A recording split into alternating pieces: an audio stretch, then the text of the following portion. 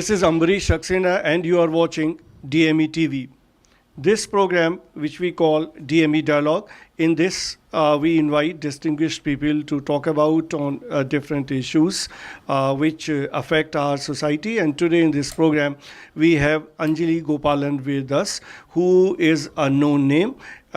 She has worked a lot for the vulnerable sections of the society. She has set up the NAS Foundation, who has worked tremendously for the upliftment of the vulnerable sections of women and children. So welcome, Anjali, in this program of DME TV. So to begin with, people know about you and the work that you would have done. But then the important thing with which we would like to start in this program, we would like to know as to how your journey started, what motivated you to do all the things that you are doing today. Well, I think it goes back to the way one is brought up, I suppose. I was always brought up to believe in a just and equitable society. And so I think that kind of pointed me in the direction my life would take. It's the belief that one should fight fight against anything wrong. I've always believed that, and I think that was put into me growing up as a child, that one should never accept someone else being violated in any way. And I think that's what made me choose the path I did. And it's not like I always knew this would happen, right? I mean, I started out studying political science and then journalism. Actually, my career started out as a journalist. And then when I did my degree in international development and started working with undocumented migrant labor in the US, that's when I think I got a clearer idea of what I wanted to do in life. So what is having more role in your shaping your family or your education and the educational institutions where you had got the education? I think it's a combination of both. I definitely, my parents, there's no doubt in my mind about that. My dad was from the Air Force, and he was a great believer in teaching his children at any rate to respect. And he always said that, look, if learning to respect is a very learned behavior. And we need to be taught how to do that. And that when we look at life, we must look at all life forms. It can't just be human. And I think that's how my life has panned out. I've worked with human beings. I'm now working towards animal rights. And I really, I think that was his teaching to me. And my mother actually taught me how to be tolerant and to learn to accept differences. She was a product of the partition. Her parents were killed in front of her. And she always had many Muslim friends. And I had no idea till I was in college that my grandparents had been killed during partition. And I remember telling her, when I got to know, I was shocked. And I said, but, the only reason she allowed me to start my work when I was working is I was brought up by people, by Muslims.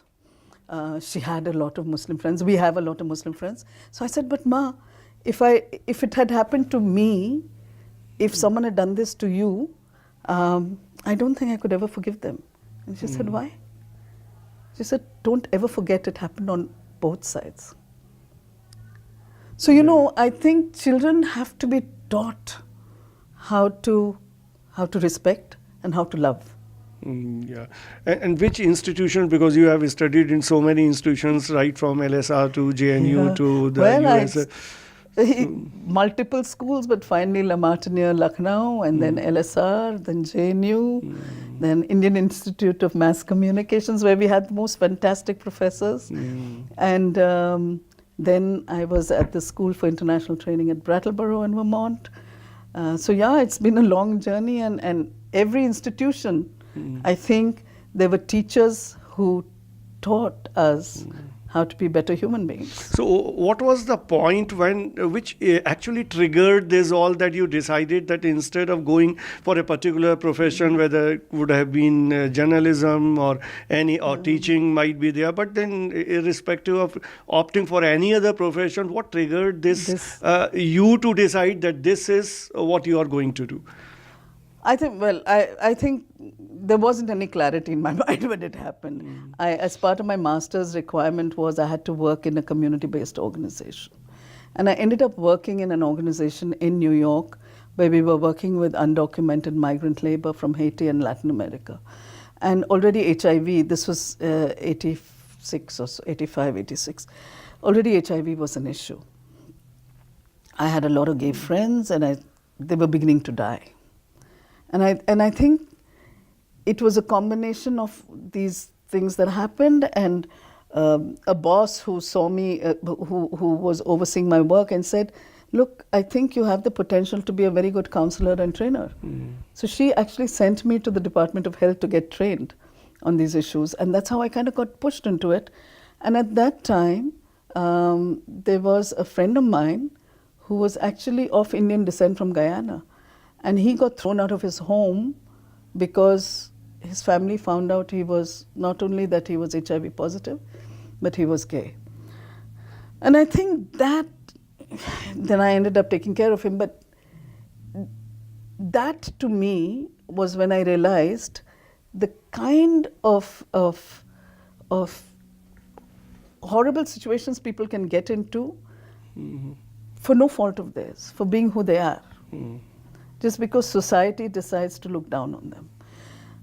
That's what flipped things in my mind for me.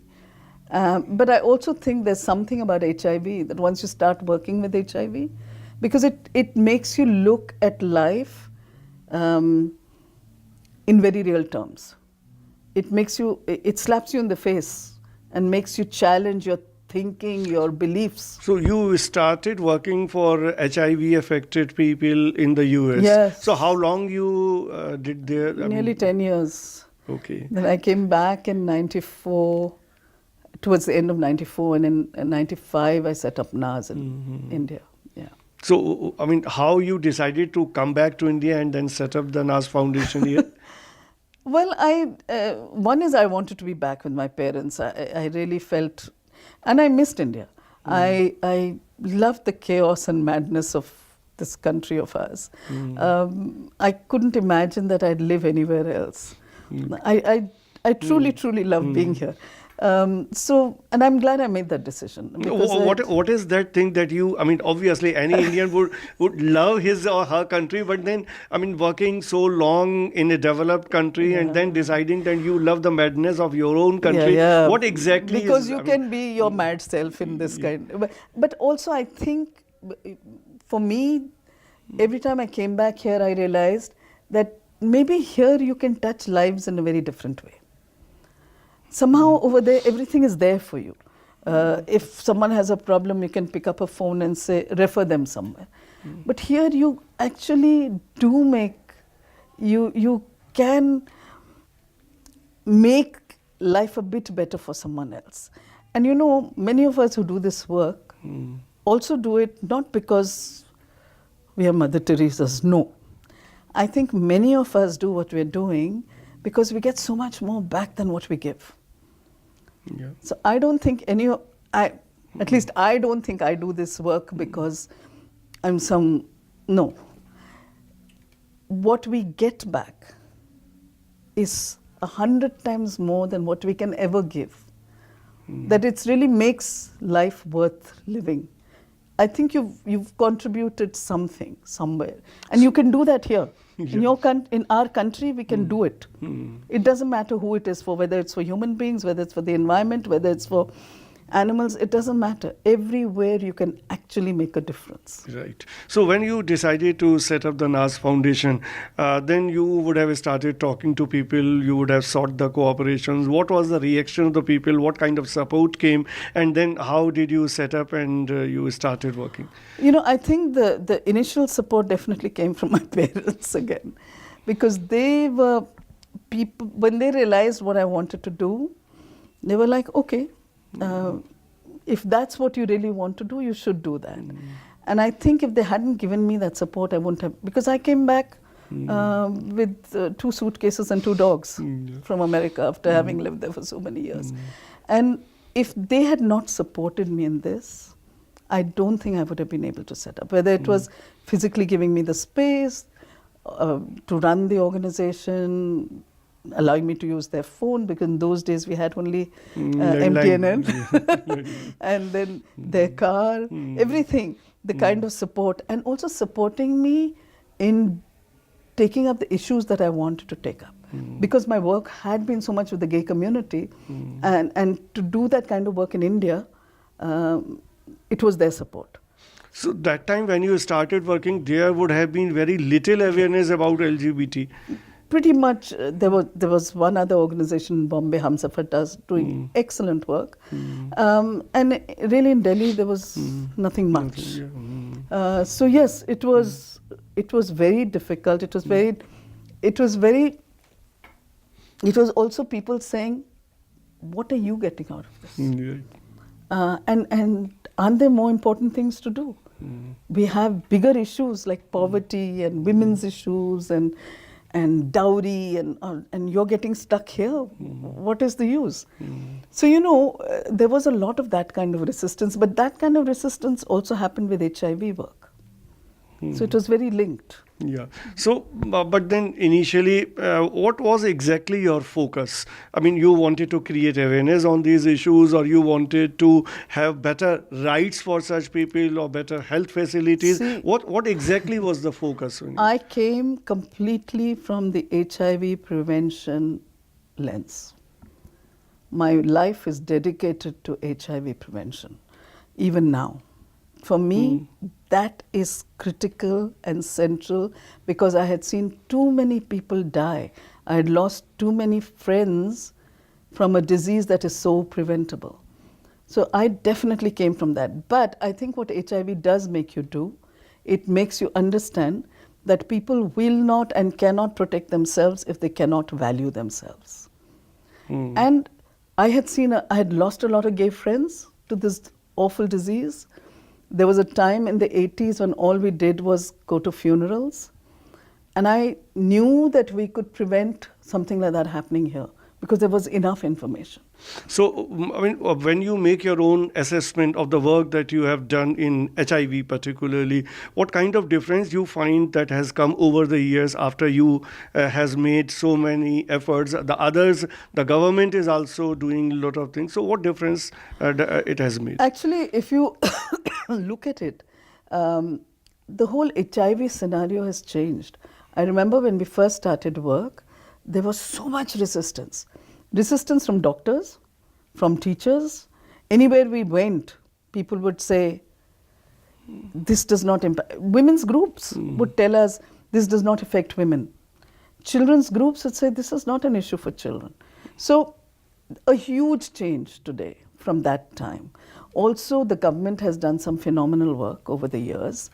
They have done work which has ensured that marginalized communities get interventions.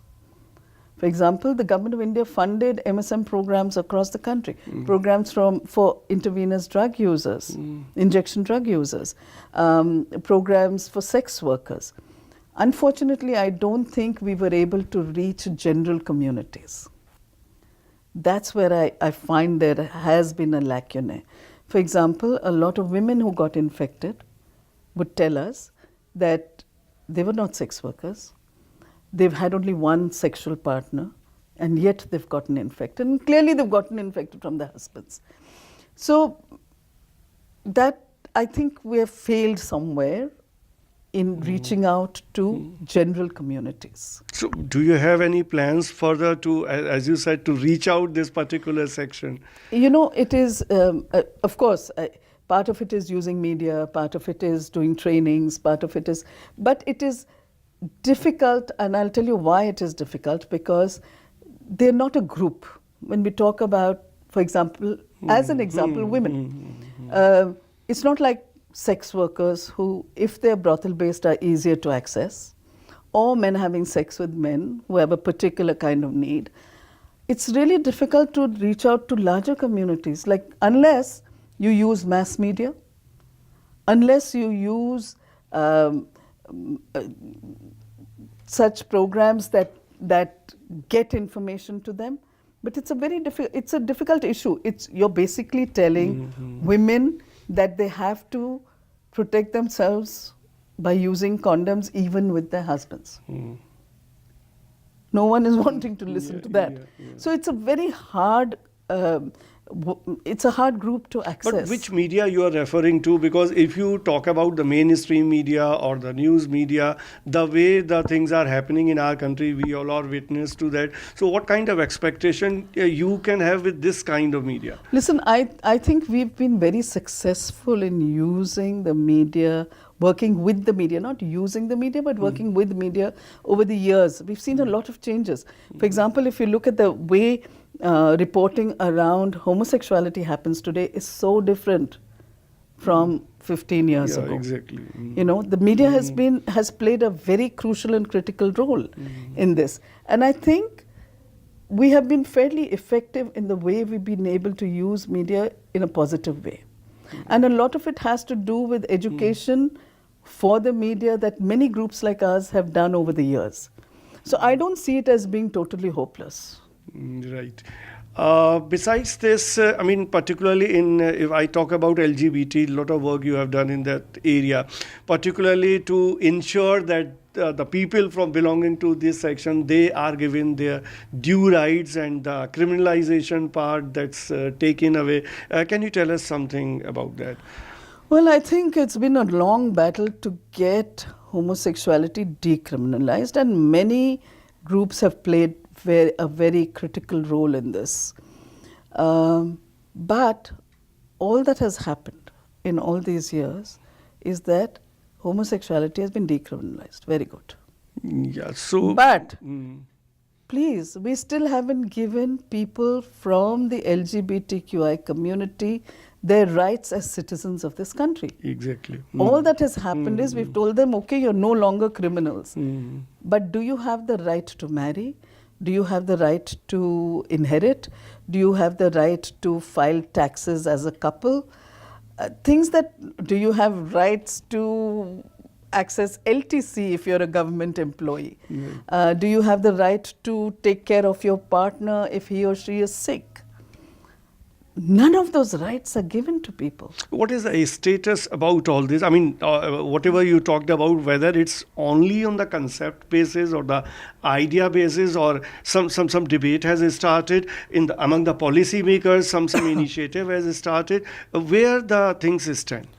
Policymakers, I don't think. Yeah. But definitely there is a lot of discussion in the community on what the next steps should be. Because there are many, I mean, one is trying to figure out, do we look at a civil law? Do we look at a law specific to the LGBT community? So there are many voices on it. But one thing is clear, that everyone who is a citizen of this country should have the same rights. Can you tell in other parts of the world what kind of rights exist? Whether the things that you are talking about, giving them a proper, I mean, inheritance or the adoption or all these things are there of course. In any country? In a lot of Western countries there are civil laws which protect the rights of the LGBTQI community. Of course, all of that exists. But on the other hand, you also have many African countries, and recently Brunei, where the Sharia law basically is saying that you can stone people who are homosexuals to death. So we have both things happening in this world. But as a democracy, we have to understand that we cannot deny rights to our citizens based on their sexuality, based on their orientation, based on who they are. But in the political class in India, among the policymakers also, among the people who matters in law and judiciary, in media also, there is very less awareness on these issues, or very less acceptability of these issues. Yes, you're right. I think we have a lot of work to do on that front. But again, I don't feel hopeless, because if I look from the time we started in 2001 and today, there's a huge change in attitudes in the media, in the judiciary, in the bureaucracy, not so much on the political front, but the others, yes. And even if you look at right now, some manifestos are out of various political parties. They have spoken about the LGBTQI community. A couple of parties have spoken about it. So I don't feel completely hopeless because these things take time to change. Change will not happen overnight. Laws change slowly, attitudes change, but it will happen. And it's very important for us not to give up hope and not to think that, oh, people are not going to change. People change. What kind of role you assign to youth to ensure that this change actually happen? I think when I think about youth, I actually think about their teachers and their parents. I think our young people need to be taught how to respect diversity, how to understand inclusiveness, how not to judge people for being different. But all this is very learnt behavior. We are not born. Exactly. And we live in a society which is and a culture which is very stratified on class and caste lines, on lines of religion. So we have to actually teach our young people how to be able to understand that we do not judge someone because they don't belong to the same caste and class that you belong to. So I actually, when I think of the youth, I think more of the people who are their influencers. And therefore, I think all of us have a responsibility to teach our young people how to be better human beings, how to be more humane. Forget about anything else, but how to be humane is really critical today in our culture. Look at the times we're living in, whether we look at the environment, whether we look at religion, whether we look at violence, whether we look at how we're treating the voiceless. Children, women, animals, we are going through a horrible time. Right. And therefore, it's very important that we teach each other how not to do what we're doing right now. Right. So, obviously we accept that we have to be hopeful. You were hopeful. That is how you traveled so long and made such a difference in Indian society. Thank you so much for talking to us. So this was Anjali Gopalan, who is the founder of NAS Foundation and who has worked tremendously for the upliftment of the weaker sections, vulnerable sections of the society. So thank you for watching this program, DME Dialogue. You are watching DME TV.